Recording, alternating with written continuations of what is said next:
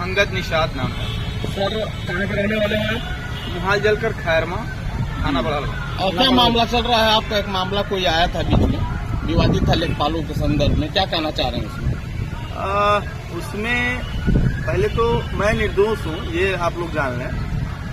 अब वो लेखपाल और कानूनगो नायब तहसीलदार अपनी गलत करतूत छिपाने के लिए एडवांस में हमारे ऊपर एफआईआर करवा दी और अब तक उन्हीं का प्रभाव काम चलता रहा। लेकिन अब मुझे मौका मिला है अपनी बात रखने को, तो यही है। वो रखता में तो मामला क्या था?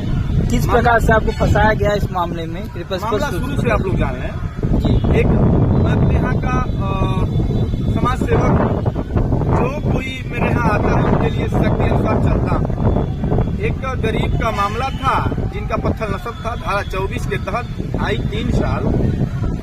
वो मुकदमा लड़के बेचारे पत्थर नसब लाए हुए थे और वो नपी हुई थी। पत्थर नसब हुआ, राजस्व विभाग और पुलिस की टीम के संज्ञान में मौजूदगी में पत्थर धसा उनका 23 वीसा 23.5 वीसा ये शासन प्रशासन और राजस्व विभाग नाप के दे चुकी थी।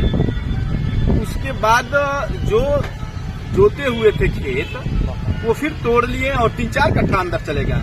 अभी भी वो मौके पे है, आज भी है, कोई भी जाके देख सकता है। क्या पैमाइश धारा 24 की थी? जी जी, उसकी तो रिपोर्ट लगी होगी। हाँ, रिपोर्ट थी।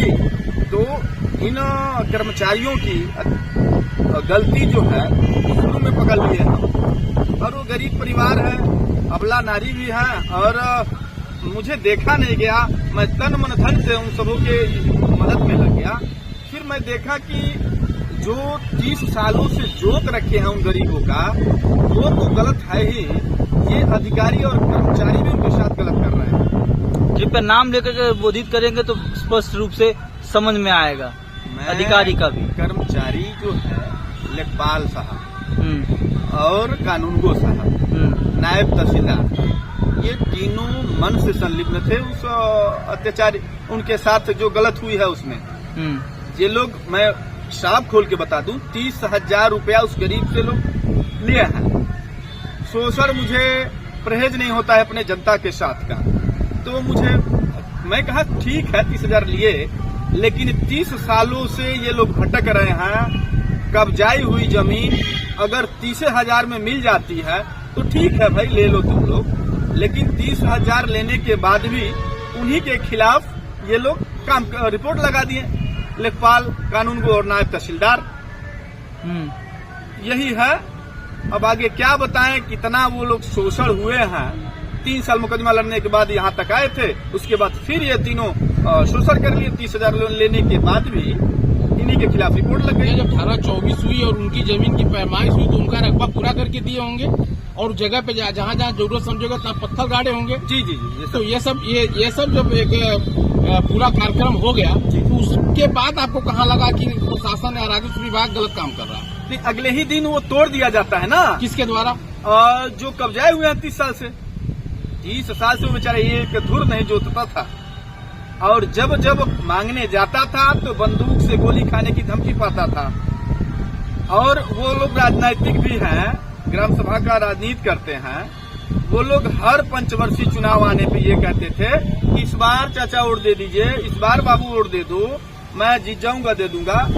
एक बार जीते भी हैं लोग, वर्तमान में भी प्रधान हैं, लेकिन जीत जाने के बाद भी उस गरीब का पेट नहीं देते हैं लोग। तो ठीक है, पक्की नपी हुई पत्थर धसा अगले दिन फिर तोड़ के जोत लेते हैं लोग, आज भी है, आप जाके देख लीजिएगा। तो वो बेचारा गरीब थाने में जाता है, इंस्पेक्टर साहब से गुहार लगाता है। थाना दिवस में जब जाते हैं तो सारे राजस्व विभाग भी वहाँ आता है। तो ये तहसीलदार साहब, मानी तहसीलदार साहब और इंस्पेक्टर साहब, ये लोग कहें कि भाई लेखपाल साहब आओ जाओ या ख्याल आओ कि भाई क्या है, सत्य है कि झूठ है, क्या है। तो ये लेखपाल साहब और कानूनगो नायब साहब, ये तीनों जाते हैं, मौके पे देखते हैं और बिना साइन कराए, बिना पीड़ित को बताए यहाँ की रिपोर्ट उनके खिलाफ, पीड़ित के खिलाफ, जिनसे 30,000 रुपया लिया गया उनके खिलाफ ले जाके तहसील में वो रिपोर्ट दाखिल कर दिए। तो 3, 4, 5 दिन तक कोई रिस्पांस नहीं मिला इस गरीब को। तो फिर गया इंस्पेक्टर साहब के पास, और वहां जाने के बाद ये इंस्पेक्टर साहब बहुत अच्छे थे। वो जो कब्जाए हुए जमीन थे वो उन दोनों को फोन किए, जिसमें से एक लोग आए और उनको इंस्पेक्टर साहब 8 घंटा 7 घंटा बैठा भी लिए कि तुम लोग तो बहुत गुंडा प्रवृत्ति के लोग हो। तो फिर तत्काल रिपोर्ट मंगवाया गया था से, तो उसमें देखा गया कि लेखपाल साहब ठीक उल्टा रिपोर्ट लगाए हैं, न टूटा है न जोता गया है, ऐसा रिपोर्ट लगाए हैं। हालांकि आज भी है, जाके आप लोग देख सकते हैं। तो फिर वो कहें कि इंस्पेक्टर साहब कहें भाई ये तो सही सर, ठीक ठाक रिपोर्ट है, आप झूठे कह रहे हैं अंगद निषाद।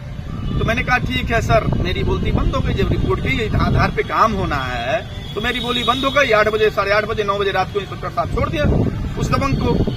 तो फिर अगले दिन मैं 10 बजे बड़े शालीनता पूर्वक मर्यादित भाषा में लेखपाल साहब से मैं पूछने गया कि लेखपाल साहब ये किसके दबाव में इतना बड़ा आप पाप कर रहे हैं? आपको सरकार तनख्वाह देती है, ना हम देते हैं ना आप देते हैं, सरकार से आप तनख्वाह लेते हैं, तो गरीब के साथ इतना बड़ा गलत क्यों कर रहे हैं? तो ये वीडियो है मेरे पास, वो ये कह रहे हैं कि मेरे अधिकारी जो कहे हैं उसके अनुसार रिपोर्ट लगा है, आप भैया बताइए जो मेरे अधिकारी कहेंगे वही मुझे करना है। तो मैंने कहा कौन है आपका अधिकारी, चाहिए मुझसे मिलवाइए। तो उन्होंने कहा नायब तहसीलदार और कानून को। तो मैं कहा ठीक है, चलिए आप अपने अधिकारी के पास भी चलिए, तीनों लोग इकट्ठा हों, मुझे पता चले कि इस गरीब को सताने वाला कौन है जो आप लोग से ऐसा करवाया है। तो फिर हम लोग आए हैं, यही है और कुछ नहीं है। आपको क्या लगता है कि आपकी छवि धूमिल की जा रही है? मेरी छवि टोटल यही है, सारे लोग इकट्ठा होकर मेरे छवि को धूमिल करना चाहते हैं, और मैं तो स्वस्थ हूँ, मेरे साथ जनता है। आप लोग देखे होंगे कल मेरी रिहाई थी, बिना बताए मैं आ रहा था चुपचाप 1-2 गाड़ी से 4 लेन में, पता नहीं कैसे मेरे समर्थकों को पता चल गया। सैकड़ों गाड़ी रही होगी, 200-300-400 लोग रहे होंगे। तो जनता मेरे साथ है, तो मुझे न भय है न डर है, मैं स्वस्थ हूँ, यही मेरी कमाई है। और कुछ कहना चाहेंगे आप? बस यही है, अब आप लोग जानते हैं। सर कितने दिन जेल काट करके आए हैं सर? एक हफ्ता। प्रशासन को क्या कहना चाहेंगे? कहीं ना कहीं प्रशासन भी अगर जांच करके की होती तो मुझे ये सजा नहीं मिला होता, लेकिन सजा का मुझे अफसोस नहीं है। भ्रष्ट कर्मचारी या अधिकारी मेरे क्षेत्र में, खास करके मैं जहां से निवास करता हूं, जिनसे वोट का अपेक्षा करता हूं, अगर वो शोषण होते रहेंगे तो मैं किसी कर्मचारी और अधिकारी से लड़ने में कोई गुरेज नहीं रखूंगा।